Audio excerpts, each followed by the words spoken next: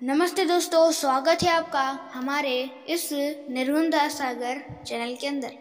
तो दोस्तों, इस वीडियो में हम जानने वाले हैं यमराज नचिकेता संवाद। तो दोस्तों, इस वीडियो में हम जानने वाले हैं जब एक बालक की जिद से विवश होकर यमराज ने बताया मृत्यु से जुड़े कुछ रहस्य। तो दोस्तों, वही रहस्य जानने वाले आज के इस वीडियो में। तो चलिए शुरू करते हैं आज के इस वीडियो को और जानते हैं आज के सारे रहस्य, जो कि सारे मृत्यु से जुड़े रहेंगे, जो कि दोस्तों यमराज और नचिकेता संवाद में हमें पता चलेंगे। तो चलिए शुरू करते हैं आज के इस वीडियो को और जानते हैं मृत्यु से जुड़े कुछ रहस्य। और दोस्तों, इस वीडियो को शुरू करने से पहले आप हमारे इस चैनल को लाइक, शेयर और सब्सक्राइब अवश्य कर दीजिएगा। हमारे धर्म ग्रंथों में मृत्यु के देव यमराज से जुड़े दो ऐसे प्रसंग आते हैं जब यमराज को इंसान के हट के आगे मजबूर होना पड़ा था। पहला प्रसंग सावित्री से संबंधित है, जहाँ यमराज को सावित्री के हठ पर मजबूर होकर उसके पति सत्यवान को पुनः जीवित करना पड़ा। जबकि दूसरा प्रसंग एक बालक नचिकेता से संबंधित है, जहाँ यमराज को एक बालक की जिद के आगे मजबूर होकर उसे मृत्यु से जुड़े गुप्त रहस्य बताने पड़े। आज हम जानेंगे यमराज और नचिकेता से जुड़े प्रसंग को और इनके बीच हुए संवाद को। यमराज नचिकेता प्रसंग शुरू करते। इस प्रसंग का वर्णन हिंदू धर्म ग्रंथ कठोपनिषद में मिलता है। इसके अनुसार नचिकेता उदालक ऋषि के पुत्र थे। एक बार उन्होंने विश्वजीत नामक ऐसे यज्ञ किया जिसमें सब कुछ दान कर दिया जाता है। दान के वक्त नचिकेता यह देखकर बेचैन हुए कि उनके पिता स्वयं स्वस्थ गायों के बजाय कमजोर बीमार गायें दान कर रहे हैं। नचिकेता धार्मिक प्रवृत्ति का और बुद्धिमान था। वह तुरंत समझ गया कि मोह के कारण ही पिता ऐसा कर रहे हैं। पिता के मोह को दूर करने के लिए नचिकेता ने पिता से सवाल किया कि वे अपने पुत्र को किसे दान देंगे। उदालक ऋषि ने इस सवाल को टाला, लेकिन नचिकेता ने फिर यह प्रश्न पूछा। बार बार यही पूछने पर ऋषि क्रोधित हो गए और उन्होंने कह दिया कि तुझे मृत्यु यमराज को दान करूँगा। पिता के वाक्य से नचिकेता को दुख हुआ, लेकिन सत्य की रक्षा के लिए नचिकेता ने मृत्यु को दान करने का संकल्प भी पिता से पूरा करवा लिया। तब नचिकेता यमराज को खोजते हुए यमलोक पहुंच गया। यम के दरवाजे पर पहुंचने पर नचिकेता को पता चला कि यमराज वहाँ नहीं है। फिर भी उसने हार नहीं मानी और 3 दिन तक वहीं पर बिना खाए पिए बैठा रहा। यम ने लौटने पर द्वारपाल से नचिकेता के बारे में जाना तो बालक की पितृभक्ति और कठोर संकल्प से वे बहुत खुश हुए। यमराज ने नचिकेता को पिता की आज्ञा के पालन और 3 दिन तक कठोर प्रण करने के लिए 3 वर मांगने के लिए कहा। तब नचिकेता ने पहला वर पिता का सैन्य मांगा, दूसरा अग्नि विद्या जानने के बारे में था, तीसरा वर मृत्यु रहस्य और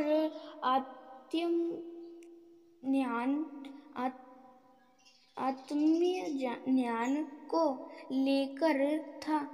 यम ने आखिरी वर को टालने की भरपूर कोशिश की और नचिकेता को आत्मिक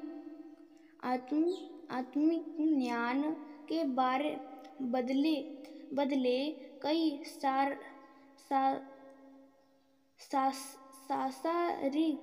सांसारिक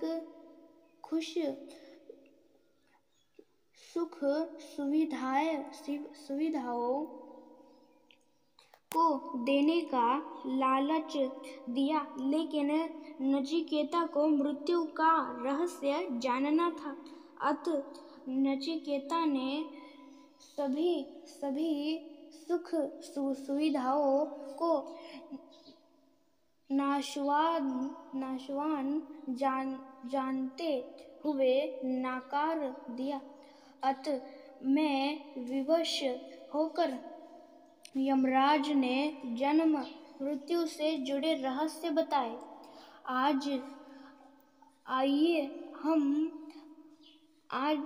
आइए अब हम जानते हैं कि नचिकेता ने यमराज से क्या सवाल किए और यमराज ने उनका क्या उत्तर दिया। किस तरह शरीर से होता है ब्रह्मा का ज्ञान व दर्शन। तो चलिए यह जानते हैं। मनुष्य शरीर को आँख, 2 कान, 2 नाक के चित्र, एक मुंह, ब्रह्म नाभि, गुदा और शिक्षा के रूप में 11 दरवाजों वाले नगर की तरह है, जो ब्रह्मा की नगरी ही है। वे मनुष्य के हृदय में रहते हैं। इस रहस्य को समझकर जो मनुष्य होता है, ऐसा ध्यान और चिंतन करने वाले लोग मृत्यु के बाद जन्म मृत्यु के बंधन से भी मुक्त हो जाते हैं। जो लोग आत्मा को मारने वाला या मरने वाला मानते हैं, वे असल में आत्मा को नहीं जानते और भटकते हुए हैं। उनकी बातों को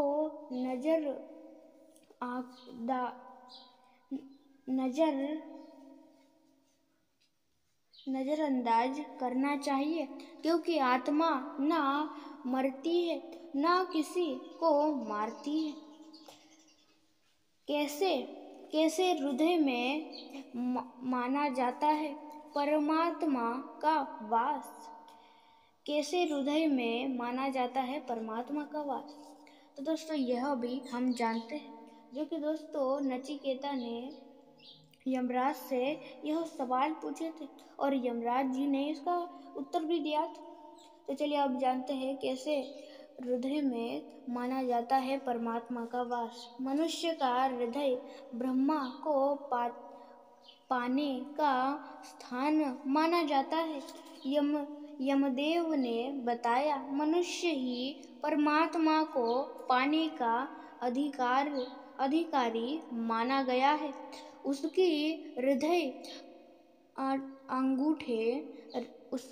हृदय अंगूठे की माप का होता है, इसलिए इसके अनुसार ही ब्रह्मा को अंगूठे के आकार का पुकारा गया है। और अपने हृदय में भगवान का वास मानने वाला व्यक्ति यह मानता है कि दूसरों के हृदय में भी ब्रह्मा इसी तरह विराजमान है, इसलिए दूसरों की बुराई या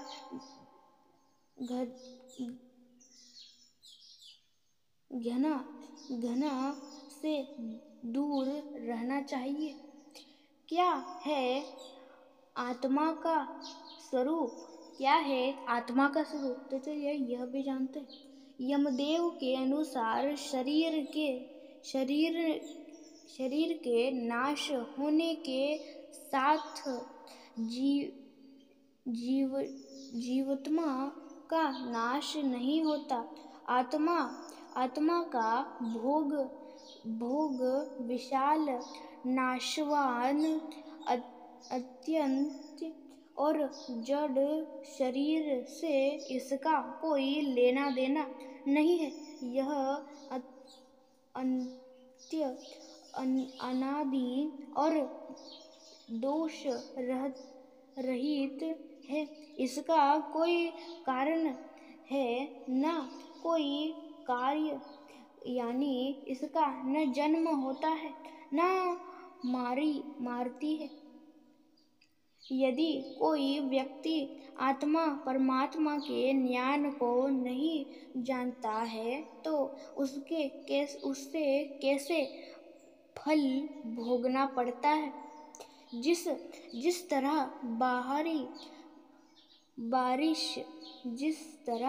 बारिश का पानी एक ही होता है, लेकिन ऊंचे पहाड़ों पर बारिश से वह एक जहर नहीं रुकता और नीचे की ओर बहता है। इस प्रकार के रंग, रूप और गंध में बदलाता है, उसी प्रकार एक ही परमात्मा से जन्म लेने वाले देव, असुर और मनुष्य भी भगवान को अलग अलग मानते हैं और अलग मानकर ही पूजा करते हैं। बारिश के जल की तरह ही असुर कई योनियों में भटकते रहते हैं। तो दोस्तों जानते हैं अब कैसे है ब्रह्मा का स्वरूप और वे कहाँ और कैसे प्रकट होते हैं। ब्रह्मा प्राकृतिक गुणों से एकदम अलग है। वे स्वयं प्रकट होने वाले देवता है। उनका नाम वसु है। वे ही मेहमान बनकर हमारे घरों में आते हैं। यज्ञ में पवित्र अग्नि और उसमें आहुति देने वाले भी वासु देवता ही होते हैं। इसी तरह सभी मनुष्यों श्रेष्ठ देवताओं पितरों आकाश और सत्य में स्थित होते हैं। जल में मछली हो या शंख, पृथ्वी पर पेड़ पौधे, अंकुर अनाज, औषधि हो या पर्वतों में नदी, झरने और अन्य फल के तौर पर भी ब्रह्मा ही प्रकट होते हैं। इस प्रकार ब्रह्मा प्रत्यक्ष देव है। आत्मा निकलने के बाद शरीर में क्या रह जाता है, चलिए जानते हैं। जब आत्मा शरीर से निकल जाती है तो उसके साथ प्राण और इंद्रिय ज्ञान भी निकल जाता है। मत शरीर में क्या बाकी रहता है? यह नजर तो कुछ नहीं आता, लेकिन वह परब्रह्म उस शरीर में रह जाते हैं जो हर चेतन और जड़ प्राणी में विद्यमान है। मृत्यु के बाद आत्मा को क्यों और कौन सी योनियां मिलती है? यमदेव के अनुसार अच्छे और बुरे कर्मों और शास्त्र, गुरु, संगीत, शिक्षा और व्यापार के माध्यम से देखी सुनी बातों के आधार पर पाप पुण्य होते हैं।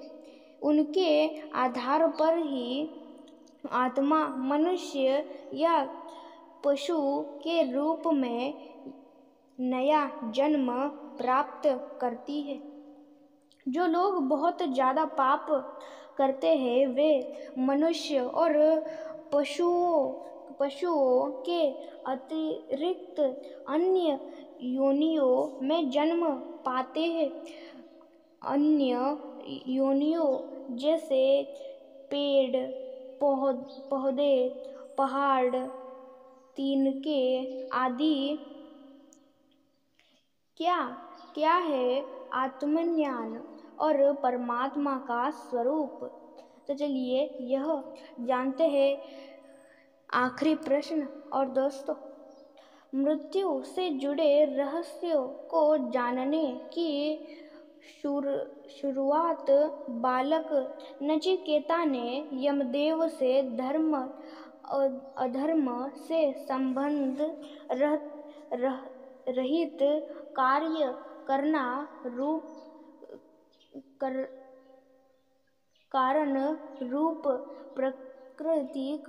प्राकृतिक भूत भविष्य और वर्तमान से परे परमात्मा तत्व के बारे में जिज्ञासा कर कि यमदेव ने नचिकेता को ओम को प्रत्येक ओम को प्रत्येक रूप में परब्रह्म का स्वरूप बताया। उन्होंने बताया कि अविनाश प्रणव यानी ओंकार ही परमात्मा का स्वरूप है।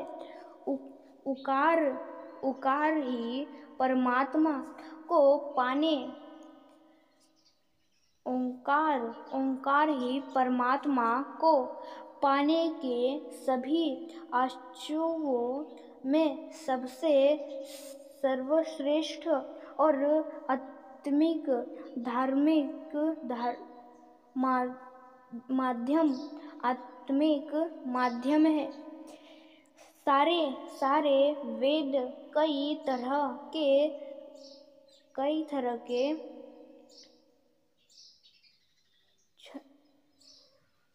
छंदों व मंत्रों में यही रहस्य बताए गए हैं। जगत में परमात्मा के इस नाम व स्वरूप की शरण लेना ही सबसे बेहद उपाय है।